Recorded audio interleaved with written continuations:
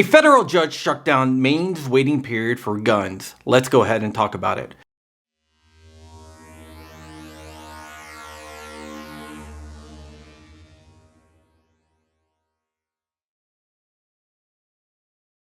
What is up, Wolverines? Today we're going to be talking about yet another legal victory. They're coming really fast. This time in Maine. But first, welcome back to my little piece of the internet known as John Crump News. I am John Crump. I'm an investigative journalist, and I want to expand my work to keep on pissing off the ATF, and you can help. Check out my locals, and I stress locals, but if you want, you can also check out my Patreon. They're both listed below in the description. Also, like this video and subscribe to the channel. It is free for you, but it really does help out the channel. Now, let's get into the news. On August 9th, 2024, Maine instituted a 72-hour waiting period to buy a gun. That means you do have to go to the gun store to buy a gun and fill out all the paperwork and pay for it. Then, once you get approved, you have to go home and you have to wait 72 hours before you have to make yet another trip back to the gun store to pick up your gun. That's an extra trip, and that is a burden on your rights. A right delayed is a right denied. The law reads, a seller may not knowingly deliver a firearm to a buyer pursuant to the agreement sooner than 72 hours after that agreement. So basically what that means is once you pay and do the background check, you have an agreement, and from there the clock starts, and then you have to wait 72 hours. This law applies only to firearm sellers. For the first offense, a dealer will be fined between $200 and $500.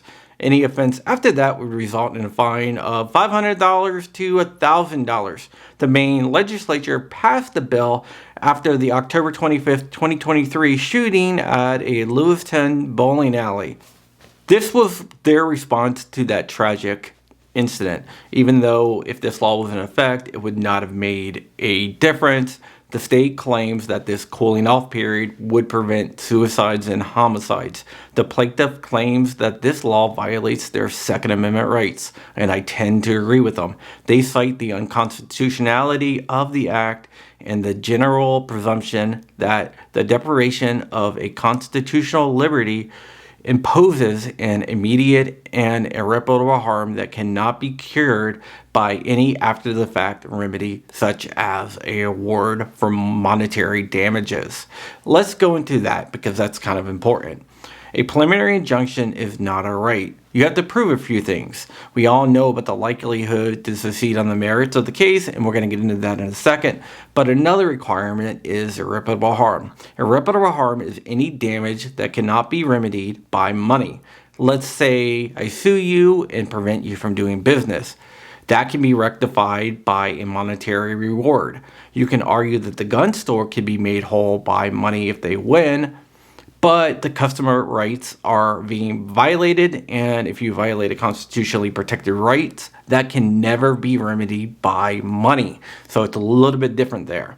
Now let's jump back into the likelihood to succeed on the merits of the case. The Second Amendment reads, a well-regulated militia being necessary for the security of a free state, the right of the people to keep and bear arms shall not be infringed. I just love reading that and saying it. Are the plaintiffs part of the people? Who are the people? Most courts believe that the people are the political class. The political class are those who have reached the age of the majority. In the United States, that age is 18 years old. All the plaintiffs are adults, and they are part of the people. Guns are protected arms, and the acquisition of firearms is also protected under the Second Amendment. That means their conduct falls squarely under the plain text of the Second Amendment, and their conduct is presumably constitutional. Once that is settled, the burden of proof shifts to the state. The federal government has to prove that a law is consistent with the history and tradition of the nation's firearms regulations from the founding era. Most people believe that the founding era is the ratification date of the Second Amendment, which is 1791, although some anti-gunners try to use the ratification date of the 14th Amendment. That's because that is 1868, during the Reconstruction period, where a bunch of racist Jim Crow laws were passed, and that is the birth of gun control. Basically, after the Civil War, they didn't want blacks getting guns. Racist gun laws, right? But this court chose 1791, which is the correct answer. The farther away you get from the founding era, the less weight a historical law holds. Also, according to the Rahimi decision, a historical analog doesn't have to be a historical twin, but it must be remotely similar. Now let's talk about what the laws the state tried to cite. The federal government tried to cite case laws banning drunks from carrying firearms. Seriously, that's what they went with. The court was not persuaded in the least. And that was the only thing that they really referenced, is that law. It's kind of funny, but yeah. They failed the Bruin test, which means the plaintiffs were likely to succeed on the merits of the case. Those are the big two tests, but there's a couple of other things that is needed for a preliminary injunction. Those are the balance of equities and the public interest. Since the likelihood to succeed on the merits of the case and irreparable harm had been established, the balance of equities must fall to the plaintiffs. And their rights are definitely being violated, so that's the balance of equities. For the public interest part, I am going to leave that to the judge. He said, similarly, although members of the public undoubtedly feel that they have a genuine interest in the law curtailing the right to keep and bear arms, their interest is not exclusive and not one that can win out in terms of an interest balancing exercise by the court that is sworn to uphold the Constitution.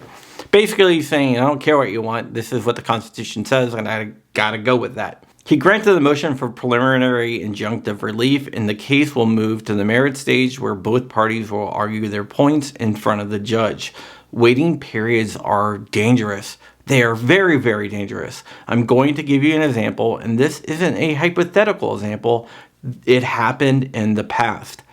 A woman's ex-husband was threatening to kill her. She was afraid, very afraid. She believed that he was capable of murder and he was going to kill her. She got a restraining order, but at the end of the day, what is that? It's just a piece of paper. It can't really stop anything. It's just a piece of paper. She wanted to protect herself, so she wanted to get a gun because she believed that she was in mortal danger. She went to a gun shop to buy a gun, but her state had a 10-day waiting period. She filled out all the paperwork, paid for a gun, and then she was informed that she would have to go home and wait the 10 days. And that's exactly what she did. She left the gun store disarmed. She waited her 10 days, but her husband didn't wait the 10 days. He would kick in her door and kill her. All the while, she was defenseless because the state decided that it was better for her to be disarmed and her rights to be violated than for her to have a fighting chance against a murderer.